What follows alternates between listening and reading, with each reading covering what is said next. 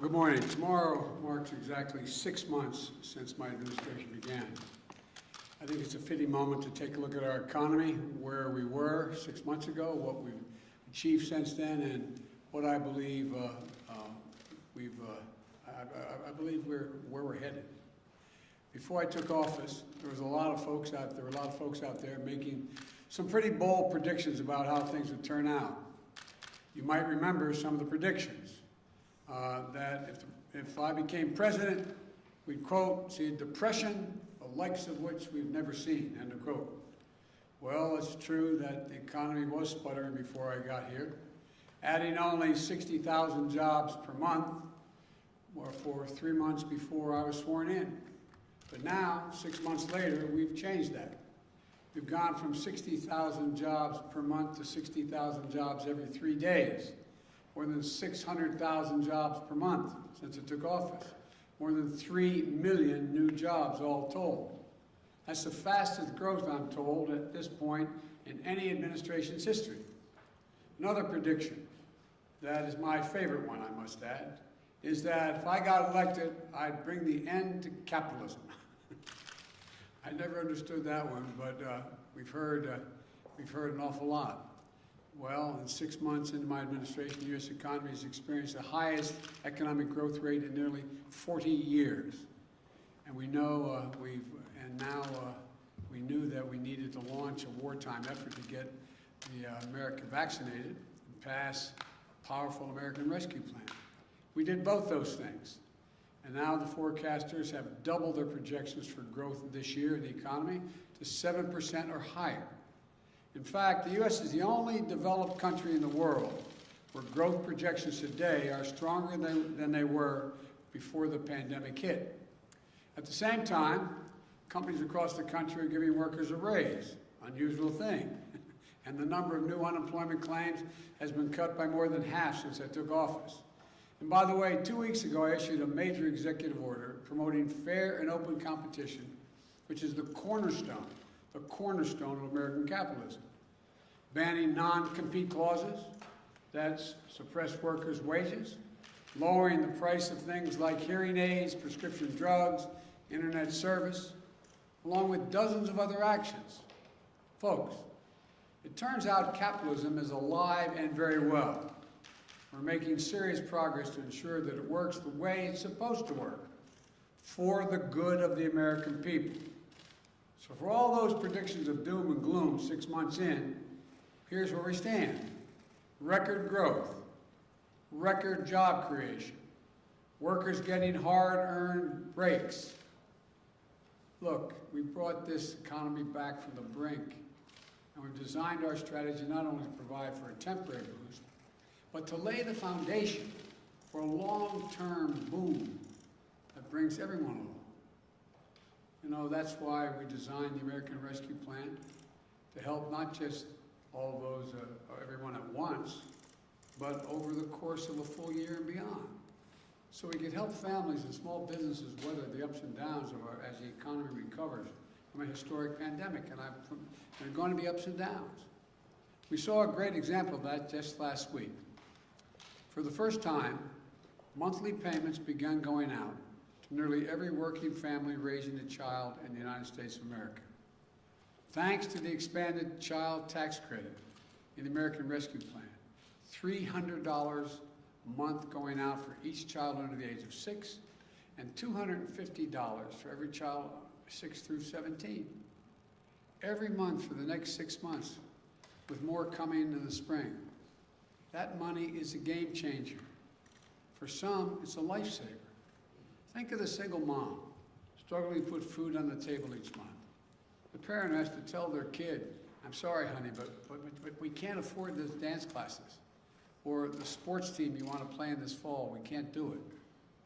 You know, they can't wait for the credit against their taxes to be coming next year as a tax credit. They need cash in their pockets today. For families with the least, this money will do the most, dramatically reducing child poverty in America. And for millions of middle-class families, it'll give them a little bit of breathing room every month. That's just one example of how we're building an economy from the bottom up and the middle out. But despite that progress, we cannot afford to be complacent. We know that our economic recovery hinges on getting the pandemic under control.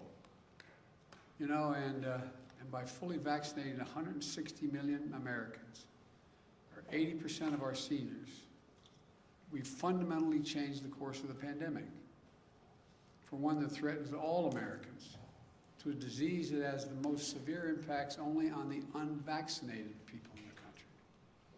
But we can't let up, especially since and because of the Delta variant, which is more transmissible and more dangerous. Unfortunately, cases are now rising, particularly in communities with very low vaccination rates. Just 4 states account for nearly 40%, 4 states, 40% of all cases last week. Virtually all hospitalizations and deaths are occurring among unvaccinated Americans. These tragedies are avoidable. The data couldn't be clearer. If you're fully vaccinated, you have a high degree of protection against severe illness, hospitalization, and death. If you're unvaccinated, you are not protected. So please, please get vaccinated. Get vaccinated now. It works, it's safe, it's free, it's convenient. You know, this virus doesn't have to hold you back any longer. It doesn't have to hold our economy back any longer. But the only way we put it behind us is if more Americans get vaccinated. We also know that as our economy has come roaring back, we've seen some price increases. Some folks have raised worries that this could be a sign of persistent inflation. But that's not our view. Our experts believe, and the data shows, that most of the price increases we've seen were expected and are expected to be temporary. Reality is you can't flip the global economic light back on and not expect this to happen. As demand returns, there's going to be global supply chain challenges. We've seen that in semiconductors, which are used in automobiles. That global shortage has slowed vehicle production, creating a temporary spike in car prices. That's a real challenge. My administration will do everything we can to address it. But again, these disruptions are temporary. Lumber prices are another example.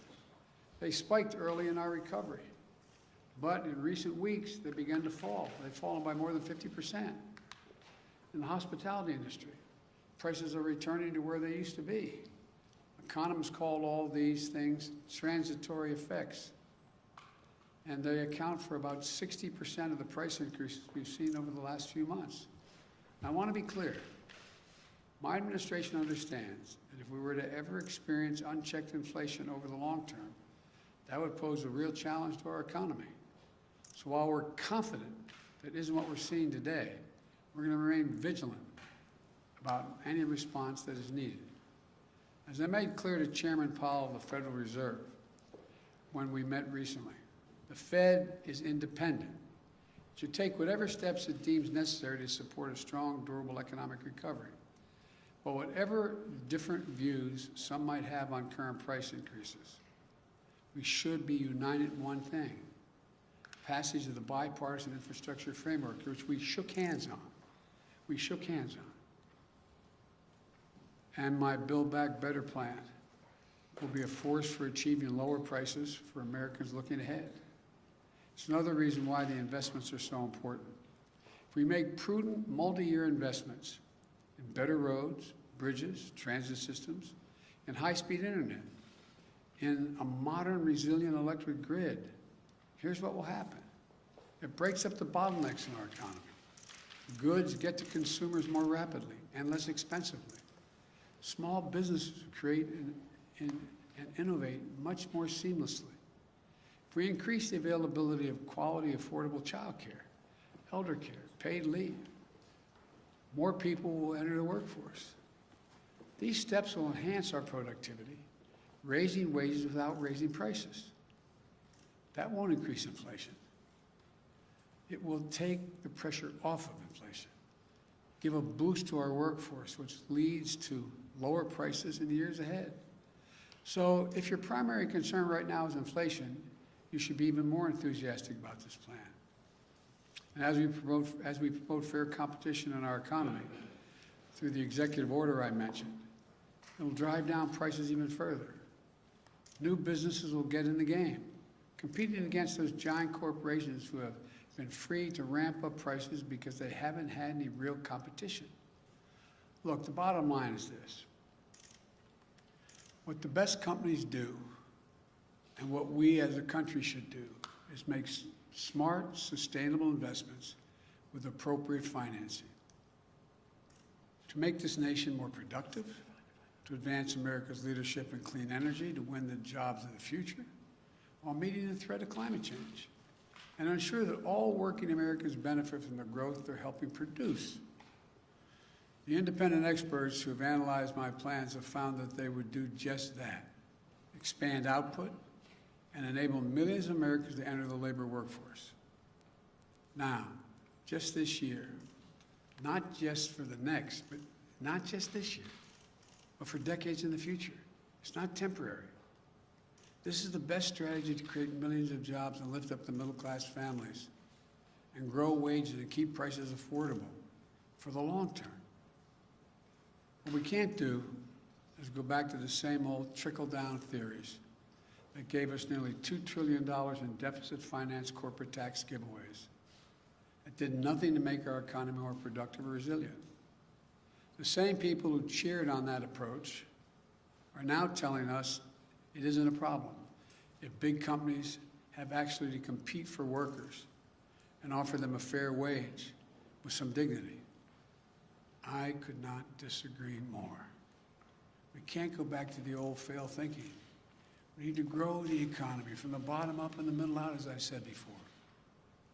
The investments I'm proposing are investments the American people want and investments that our country needs. And if we get this done, a wide range of independent forecasters project that it will have an incredibly significant impact on GDP and jobs, good-paying jobs with prevailing wages. And a majority of these jobs will go to people without a college degree. I've said it before, and it's true. This is a blue-collar blueprint for building an American economy back. Simply put, we can't afford not to make these investments. And we're going to pay for them responsibly as well, by ensuring that our largest corporations, and the very wealthiest among us, pay their fair share, by reforming our international tax system with a minimum global tax, which we've led the world to agree to. Let me close with this. When I arrived in office, it had been a long time since the government had worked for the people. Things had been great for big corporations and folks at the top. Those 55 major corporations that paid zero in income tax while making billions in profits, they had no complaints. When I took office, I made a commitment to the American people, that we're going to change that paradigm. So working families could have a fighting chance again, to get a good education, to get a good job and a raise, to take care of the elderly parent or the child with a disability, and still be able to go out and earn a good living.